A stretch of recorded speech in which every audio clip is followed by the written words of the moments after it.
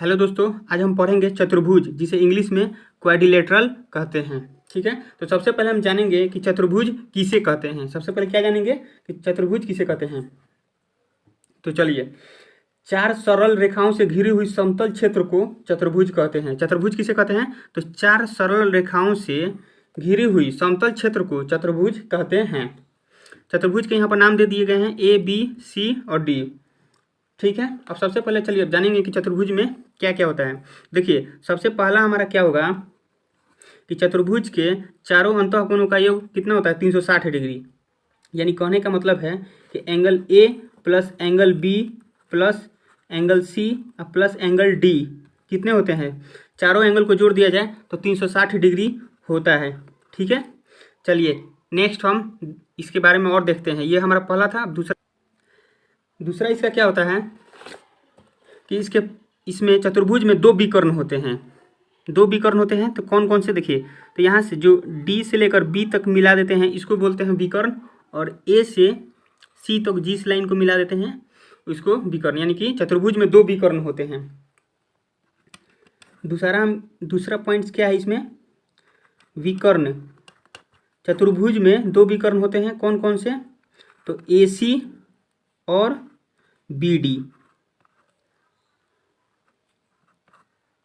ठीक है, चलिए अब इसमें हम देखिए एक और बात। जब विकर्ण चतुर्भुज के दो विकर्ण जब आप एक दूसरे को किसी बिंदु पर काटते हैं, उस बिंदु को हम ओ से प्रदर्शित करते हैं।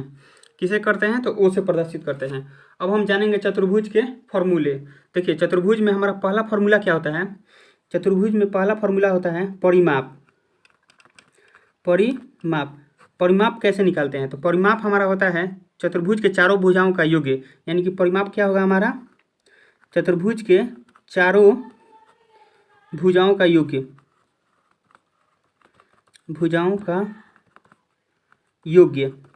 ठीक है, नेक्स्ट फॉर्मूला है हमारा इसका क्षेत्रफल। चतुर्भुज के क्षेत्रफल निकालने से पहले एक और फॉर्मूला देख लीजिए। यहाँ एक हो गया परिमाप और दूसरा होता है अर्ध परिमाप। इसे हम स्मॉल एस से प्रदर्शित करते हैं। अर्ध परिमाप निकालने का क्या होता है तरीका कि चारों भुजाओं को जोड़कर उसको 2 से भाग दे दिया जाता है। यानी कि हम इसको चारों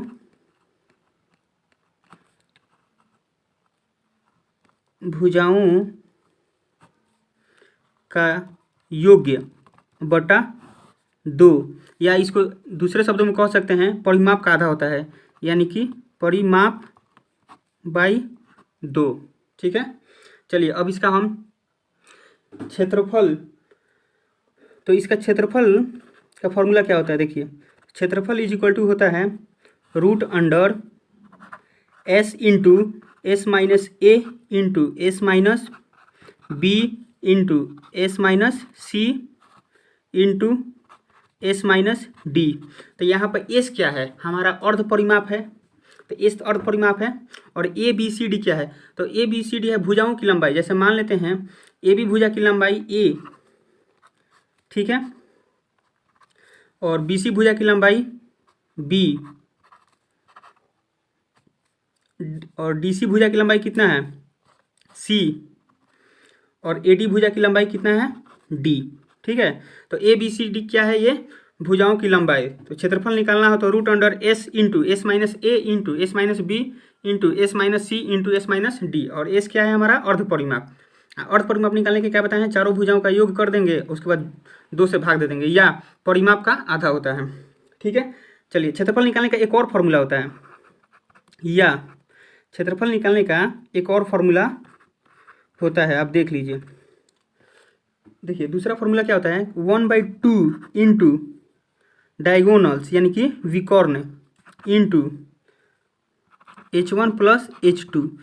तो यहाँ पर हमारा H1 और H2 क्या है? यहाँ से ये दिखेगा आपको कि H1 और H2 क्या है। ठीक है, तो सबसे पहले हम देख लीजिए, आप बताते हैं। जैसे ये मान लीजिए आप, ये एक चतुर्भुज है, ठीक है, तो यहाँ से हम विकर्ण लेते हैं। मान लीजिए ये विकर्ण लिए, तो उसी विकर्ण पर डाले गए लंब की लंबाई H1। जैसे मान लेते हैं इस यहाँ से हम डाले लंब, तो ये हमारा हो गया H1, और इस कोने से डाले गए लंब हमारा क्या है H2। तो यानी कि जो विकर्ण लेंगे नु उसी विकर्ण पर डाले गए H1 और H2 का योग लिखेंगे। यानी क्षेत्रफल निकालना हो तो कैसे निकालेंगे चतुर्भुज का, 1/2 into D1 into H1 plus H2। D क्या है हमारा विकर्ण है और H1 और H2 क्या है विकर्ण पर डाले गए लंब की लंबाई है। ठीक है, चलिए अब इससे रिलेटेड सारे प्रश्न हम एक एक करके देखेंगे। ये फॉर्मूला आप अच्छे से देख लीजिए सब। ठीक है, चलिए नेक्स्ट पहला प्रश्न देखेंगे। चलिए पहला प्रश्न है, एक चतुर्भुज के चारों कोणों का अनुपात 3, 4, 5, 6 है। सबसे छोटे कोणों का मान क्या होगा। प्रश्न आपको स्क्रीन पर दिख रहा होगा। तो कह रहे हैं कि चार कोणों का अनुपात 3, 4, 5, 6 है, तो सबसे छोटे कोणों का मान ज्ञात कीजिए। तो आपको पता है कि चतुर्भुज के चारों कोणों का योग कितना होता है 360 डिग्री। तो यही हम लिखेंगे यहाँ पर 3x plus 4x plus 5x plus 6x equal to कितना है 360 डिग्री। चलिए इसको जोड़िए तो कितना होता है 4 3 7 7 5 12 12 6 18, यानी कि 18x इक्वल टू कितना होगा 360 डिग्री। 360 डिग्री तो x इक्वल टू कितना होगा 360 डिग्री बटा 18। तो 18 से हम इसको काटेंगे तो 18 दूनी 36, यानी कितना हुआ 20, यानी कि x का मान हमारा कितना निकल गया 20। तो कह रहे हैं कि सबसे छोटे कोणों का मान ज्ञात कीजिए। तो सबसे छोटा कोण क्या है 3 है, तो 3x है, तो 3x का मान कितना है 20, यानी कि 20 तिहाई 60। सबसे छोटा कोण हमारा क्या होगा 60 डिग्री, यानी कि आपका ऑप्शन नंबर क्या होगा बी। ऑप्शन नंबर क्या होगा बी। चलिए नेक्स्ट प्रश्न देखते हैं। नेक्स्ट प्रश्न है, एक चतुर्भुज के 3 न्यून कोणों में से प्रत्येक का मान 82 डिग्री है, तो चौथे कोण का मान ज्ञात कीजिए। यानी कि एक चतुर्भुज है जिसके 3 कोणों का मान कितना है, तीनों कोणों प्रत्येक का मतलब 82 डिग्री है। 3 कोण हैं और प्रत्येक का मान 82 डिग्री है, तो आपको चौथे कोण का मान ज्ञात निकालना है। तो आपको पता है कि चतुर्भुज के चारों कोणों का योग 360 डिग्री होता है। तो 3 कोण कितने हैं 82 डिग्री के हैं। तो मान लेते हैं हम 82 डिग्री पहला हो गया। दूसरा कोण भी हमारा कितना है 82 डिग्री और तीसरा कोण भी कितना है 82 डिग्री। तो चौथे कोण निकालना है। तो चौथा कोण हमारा x है और चारों कोणों का योग कितना होता है चतुर्भुज में 360 डिग्री। चलिए तो इसको हम जोड़ेंगे तो कितना आएगा x इक्वल टू 360 डिग्री और तीनों को जोड़कर हम उधर ले जाएंगे तो उधर ले जाएंगे तो माइनस हो जाएगा। तो देखिए यहाँ पर क्या होगा कि तो 6 और 24 246। ठीक है, तो x इक्वल टू 360 में से 246 गया तो कितना बचेगा 4 1 और 1, यानी कि हमारा x का मान कितना है 114 डिग्री, यानी कि ऑप्शन नंबर क्या होगा बी। ठीक है, चलिए नेक्स्ट प्रश्न देखते हैं। नेक्स्ट प्रश्न है, एक चतुर्भुज के 2 कोणों में से प्रत्येक का मान 65 डिग्री है, तो दूसरे 2 कोण भी बराबर हैं, तो इन कोणों का मान ज्ञात कीजिए। यानी कहने का अर्थ है इसका एक चतुर्भुज है जिसमें 2 कोण समान है, यानी प्रत्येक 65 डिग्री के हैं और दूसरे 2 कोण जो है ना वो भी समान है, तो इन कोणों का मान ज्ञात कीजिए। ठीक है, तो जो दोनों समान हैं उनमें से किसी एक का मान ज्ञात कीजिए। तो देखिए यहाँ 2 कोण का तो मान दे दिया 65 डिग्री है, तो हम मान लेते हैं पहला कोण हमारा कितना होगा 65 डिग्री, दूसरा भी रहा होगा 65 डिग्री और 2 कोण भी समान है, तो दोनों कोणों को हम x मान लेते हैं x डिग्री। तो चतुर्भुज के चारों कोणों का योग कितना होता है 360 डिग्री। तो देखिए तो यहाँ 65 को आप जोड़िएगा तो कितना आएगा 130 डिग्री और x प्लस x यानी कि 2x equal to 360 degree. 2x equal to कितना होता है 360 डिग्री और ये 130 उधर चला जाएगा तो माइनस में होगा 130। ठीक है, तो 360 में से 130 गया तो कितना बचेगा 230। तो यहाँ x इक्वल टू क्या होगा 230/2, तो इसको 2 से डिवाइड कर देंगे तो कितना आएगा 115। यानी कि हमारा जो 2 कोण समान कोण थे वो उनमें से एक कोण का मान कितना होगा 115। तो यानी कि ऑप्शन नंबर क्या होगा हमारा बी। चलिए नेक्स्ट प्रश्न देखते हैं। चलिए नेक्स्ट प्रश्न है, एक चतुर्भुज के 3 कोण समान हैं और चौथे कोण का मान 150 डिग्री है, समान कोणों में से प्रत्येक का मान ज्ञात कीजिए। यानी कि कहने का अर्थ है इसका 3 कोण जो है एक चतुर्भुज में 3 कोण समान है और चौथा कोण कितना है 150 डिग्री है, तो 3 जो समान कोण है उनमें से प्रत्येक का मान बताएं आप। देखिए 3 समान कोण है तो उसको हम लिख सकते हैं x प्लस x, यानी कि डायरेक्ट हम लिख सकते हैं 3x प्लस चौथा कोण कितना है 150 डिग्री। तो कितना चतुर्भुज के चारों कोनों का योग कितना होता है 360 डिग्री। तो यहाँ से हम लिख सकते हैं 3x is equal to 360 degree minus 150, तो कितना आएगा 210 डिग्री यानी 210 डिग्री।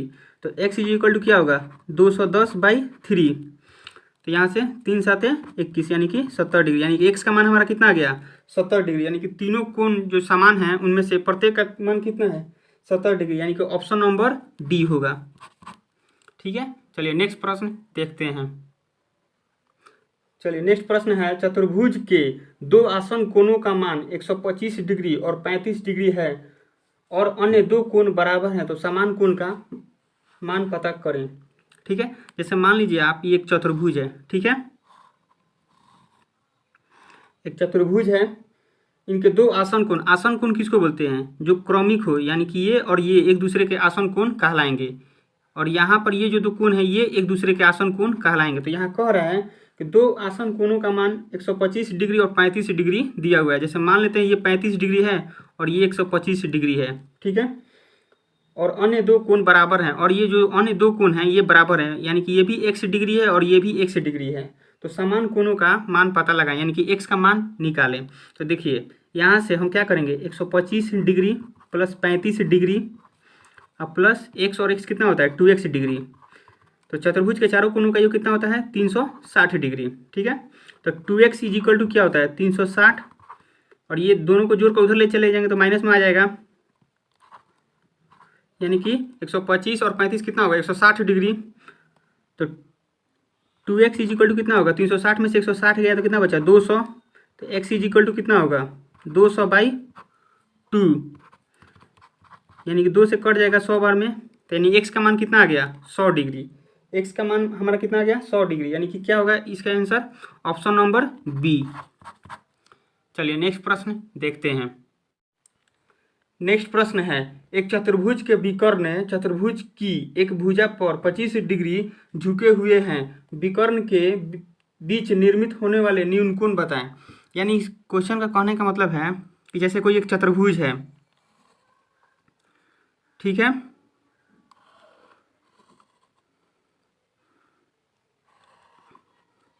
एक चतुर्भुज है, कह रहा है कि एक चतुर्भुज के विकर्ण चतुर्भुज की एक भुजा पर 25 डिग्री झुके हुए हैं, यानी कि चतुर्भुज का विकर्ण, जैसे मान लीजिए ये चतुर्भुज के विकर्ण है, ठीक है, तो कह रहा है कि चतुर्भुज के विकर्ण भुजा की एक भुजा चतुर्भुज की एक भुजा पर 25 डिग्री झुके हुए हैं, यानी जो चतुर्भुज के ये विकर्ण है ना, ये दोनों विकर्ण ये चतुर्भुज के भुजा पर 25 डिग्री झुके हुए हैं, कितना 25 डिग्री झुके हुए हैं। ठीक है, तो विकर्णों के बीच निर्मित होने वाले न्यून कोण बताएं, यानी कि विकर्णों के बीच निर्मित होने वाले न्यून कोण बताएं, यानी कि सबसे छोटे कोण बताएं। देखिए यहाँ से तो विकर्णों के बीच ये दो कोण बन रहा है, एक यहाँ पर और एक यहाँ पर, और यहाँ पर भी कोण बनता है, लेकिन इसके आपको पता होगा कि जब दो लाइन एक दूसरे को, जब दो रेखा एक दूसरे को काटती हैं तो उनके आमने सामने के एंगल बराबर होते हैं, यानी कि ये एंगल इस एंगल के बराबर होगा और ये एंगल इस एंगल के बराबर होंगे।